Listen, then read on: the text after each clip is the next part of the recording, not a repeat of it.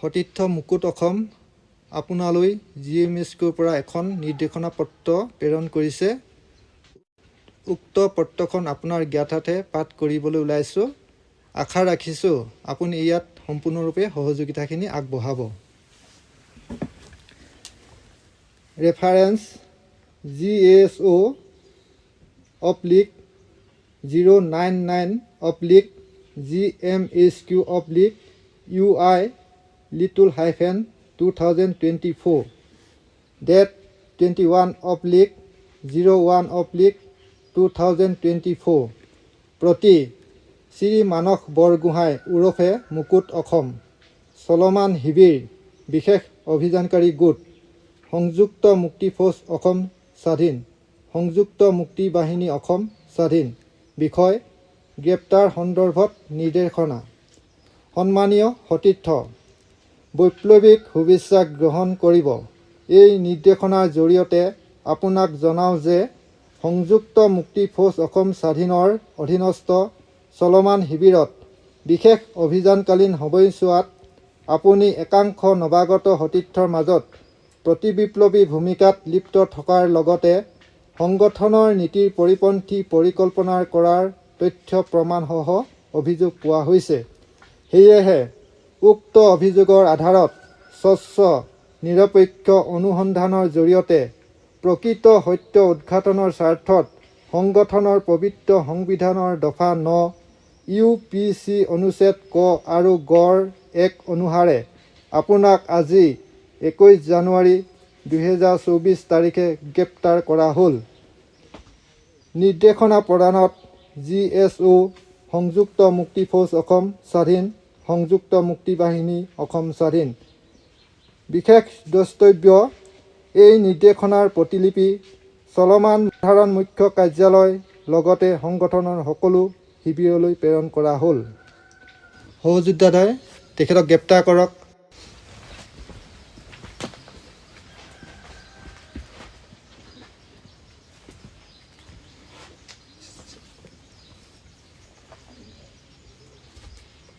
নমস্কাৰ, মই মানস বৰগোহাঁই আপোনালোকৰ আগত এটা সঁচা কথা ক'বলৈ ওলাইছোঁ।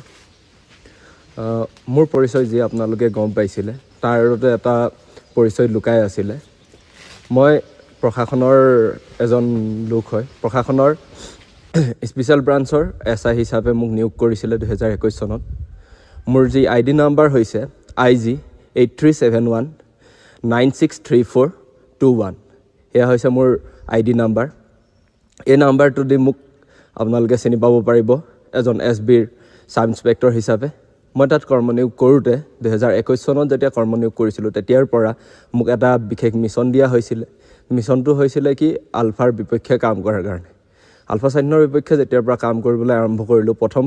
অৱস্থাৰ পৰা মোক কিছুমান নাটকীয় ৰূপত মোক প্ৰকাশ কৰিলে যাতে সংগঠনৰ লোকে মোৰ ওচৰলৈ যাব পাৰে আৰু মোৰ লগত যোগাযোগ স্থাপন কৰিব পাৰে। সেই নাটকীয়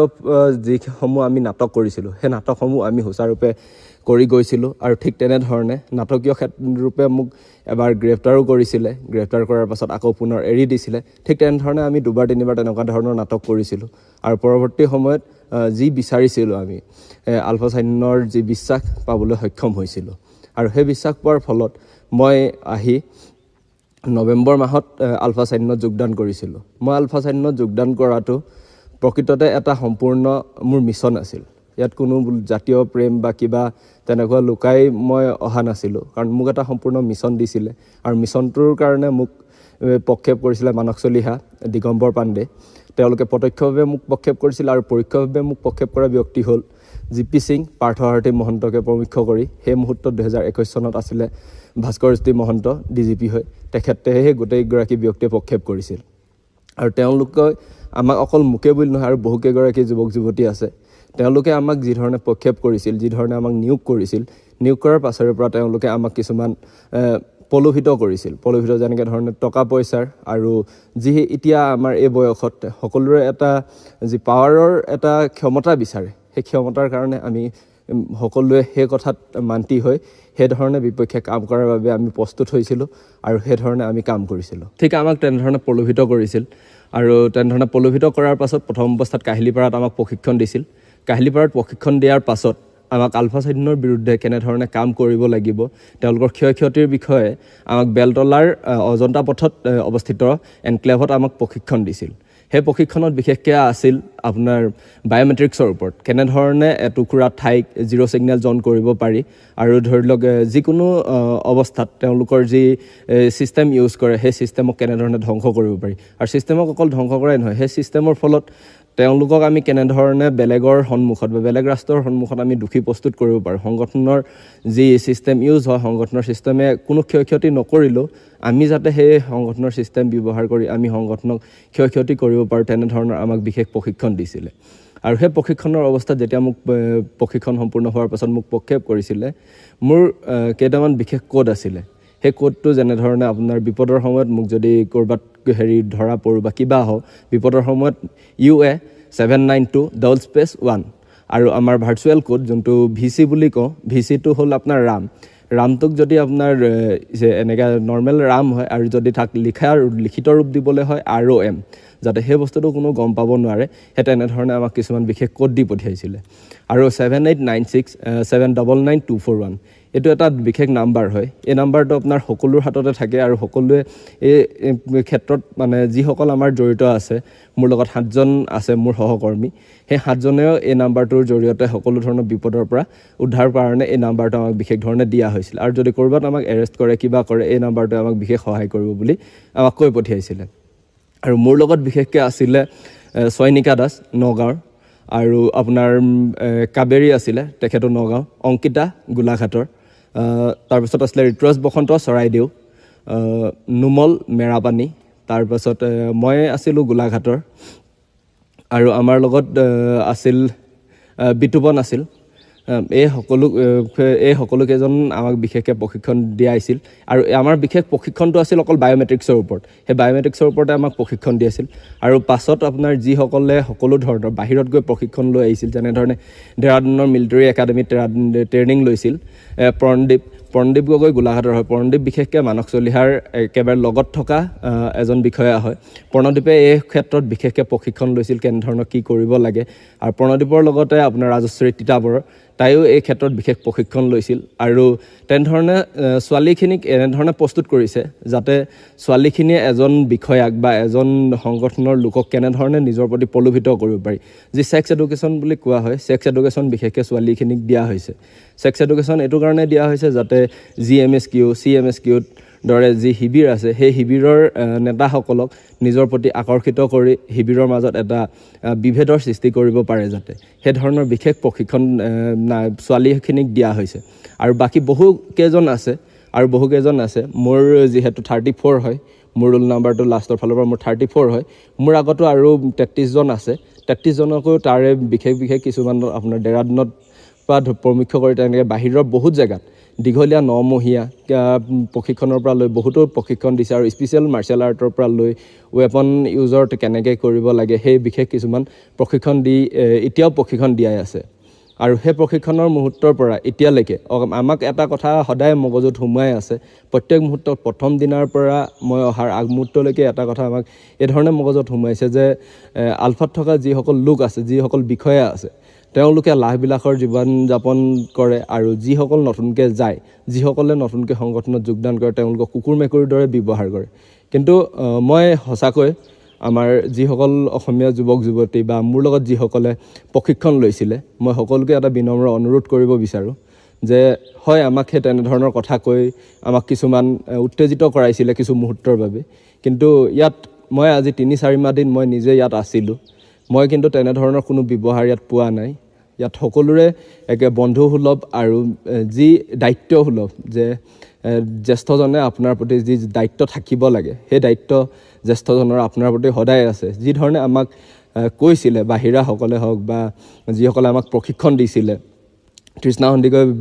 বাইদেউকে ধৰি সকলোৱে আমাক যেনেধৰণে কৈছিলে যে আলফাই অকল দেখুৱাইহে আলফাৰ মুখ এখনহে দেখুৱাইহে তেহেঁতি নাটক কৰে সেই তেনেকুৱা ক্ষেত্ৰত নহয় আমি অহা দিনাৰ পৰা আজিলৈকে মই সকলোখিনি সেই কোৱাৰ পৰা বিপৰীত পাইছোঁ আৰু মই আজিলৈকে তেনেকুৱা ধৰণৰ কোনো ব্যৱহাৰ পোৱা নাই মোক যেনেধৰণে প্ৰক্ষেপ কৰিছে আৰু বাকীসকলক যেনেধৰণে প্ৰশিক্ষণ দি আছিলে সম্পূৰ্ণ ডিজাইন কৰাৰ আঁৰত আছিলে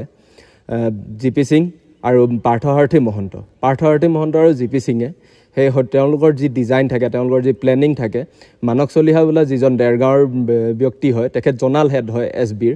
তেখেতক সম্পূৰ্ণ প্লেনিংখিনি দিয়াৰ তেওঁ আমাক সেই প্লেনিংখিনিৰ অৱগত কৰায়। তেখেতে আমাক বিশেষকৈ জুন মাহৰ পৰা আমাক এই সন্দৰ্ভত প্ৰশিক্ষণ দি আছিলে, বায়'মেট্ৰিক্সৰ ওপৰত আমাক প্ৰশিক্ষণ দি আছিলে বেলতলাৰ অজন্তা পথৰ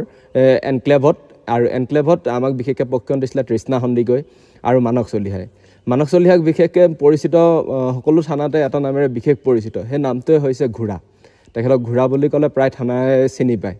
আৰু সেই ঠিক তেনেধৰণে মানস চলিহাক যিধৰণে পাৰ্থসাৰথী মহন্ত আৰু GP সিঙে ডিজাইন কৰি দিয়ে, সেই ডিজাইন অনুসৰি আমাক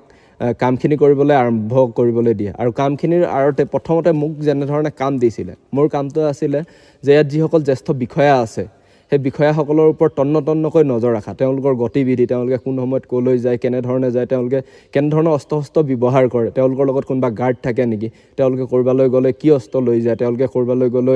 কেইজন গাৰ্ড লৈ যায়, তেওঁলোকে কোন সময়ত কোনো অস্ত্ৰ শস্ত্ৰ নোলোৱাকৈ থাকে, আৰু তেওঁলোকে ধৰি লওক কোন সময়ত শুই উঠে,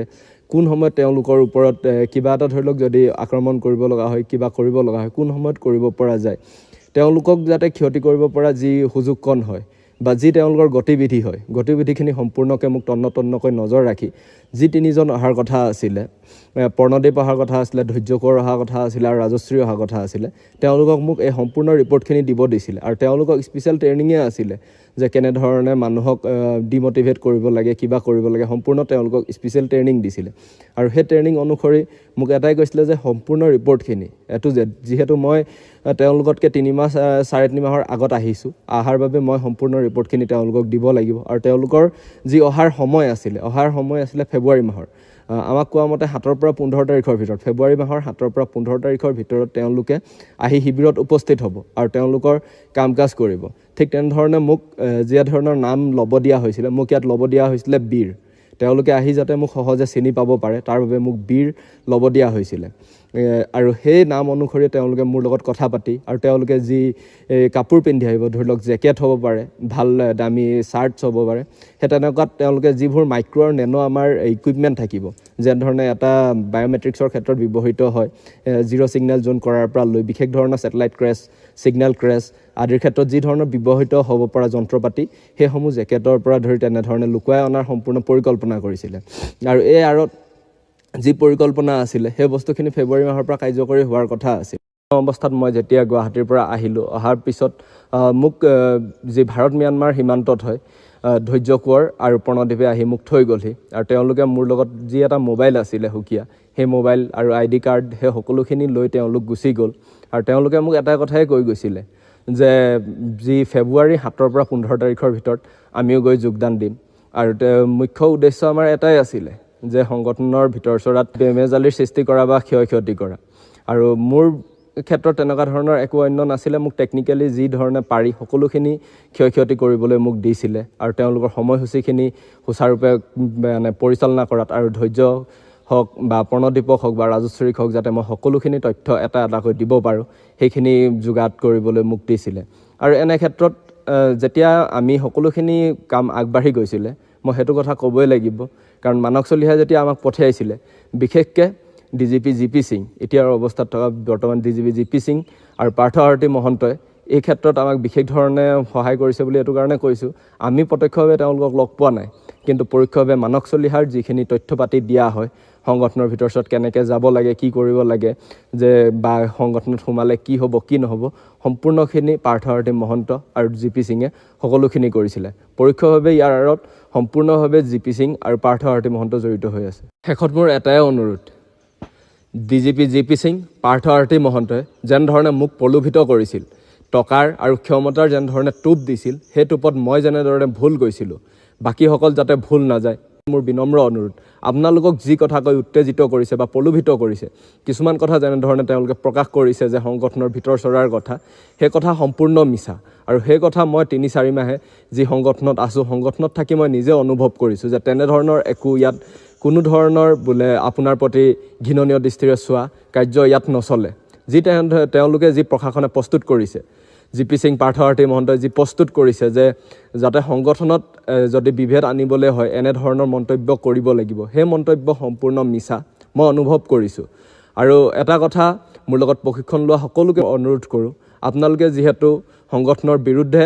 জাতিৰ বিৰুদ্ধে কাম কৰিবলৈ প্ৰশিক্ষণ লৈছিলে, তেওঁলোকৰ কথাত ভুল গৈ তেওঁলোকে কোৱা মতে সম্পূৰ্ণ মান্তি হৈ সেইবোৰ সম্পূৰ্ণ গ্ৰহণ কৰিছিলে। আপোনালোকে তেনেধৰণৰ ভুল নকৰিব। মই যি ভুল কৰিছোঁ সেই ভুল আপোনালোকে নকৰিব। জাতিৰ প্ৰতি যি কৰিব লগা আছিল সেই কৰিব লগাখিনি নকৰি মই কেইটামান টকাৰ লোভত পৰি মোৰ সম্পূৰ্ণ নিজস্ব ত্যাগ কৰি ক্ষমতাৰ লোভত পৰি পাৰ্থসাৰথী মহন্ত আৰু GP সিঙৰ যি কথা শুনি সেই কথা মতে গৈ আজি মোৰ এনে দশা হৈছে। আপোনালোকে তেনেকুৱা ভুল নকৰিব। আপোনালোকে বেলেগ ধৰণে কাম কৰক, ভাল কাম কৰক, জাতিৰ বিৰোধী বা আলফা স্বাধীন বিৰোধী কাম নকৰিব। মই যাতে সেইজন অসমীয়া যুৱক হওঁ, যাতে এই যি ভুল কৰিলোঁ জাতিৰ বিৰোধী বা আলফা স্বাধীনৰ বিৰুদ্ধে যি কাম কৰিছিলোঁ, ময়ে যাতে সেইজন হওঁ তাকে মই অনুৰোধ কৰিছোঁ। আপোনালোকে তেনে কাৰ্যৰ পৰা বিৰত থাকিব আৰু এনেকুৱা ধৰণৰ যি লোক হয় যেনে পাৰ্থসাৰথী মহন্ত আৰু GP সিং তেনেকুৱা লোকৰ পৰা সদায় আঁতৰি থাকক আৰু অসমীয়া যুৱকসকলে নিজে নিজক বচাওক।